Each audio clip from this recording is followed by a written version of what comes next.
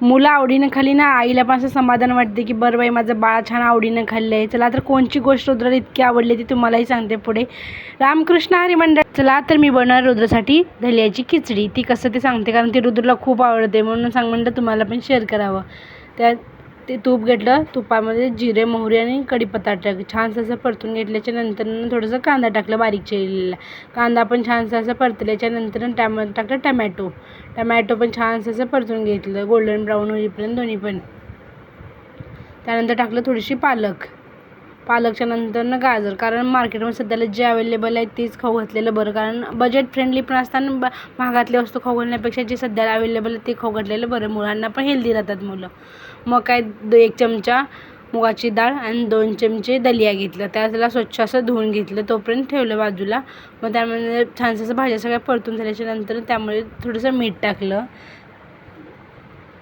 मीठ टाकून पण छानसं असं परतून घेतलं. मग नंतर बारीक चिरलेला बटाटा पण टाकून घेतला. बटाटा टाकल्याच्या नंतर दोन्ही पण छानसं असं परतून घेतलं.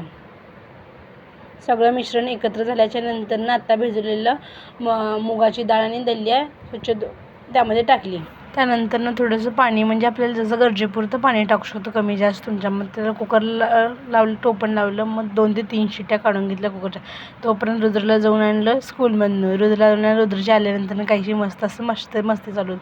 त्याला लागली ती भूक, म्हणून त्याने तोपर्यंत गाजरवर खात होता. मग काय दलिया शिजला, मग घेतली खिचडी काढून खाली. मग थोडं गाजराचे मोठे मोठे काप होते त्यामुळे थोडं स्मॅशरने छोटे छोटे करून घेतले. मस्त असं छानसं असं मॅशरने करून घेतलं. मग काय घेतलं प्लेटमध्ये. पाहू शकता रुद्रला तर खूपच आवडते ही दलियाची खिचडी, कारण त्याची ना खूपच फेवरेट आहे.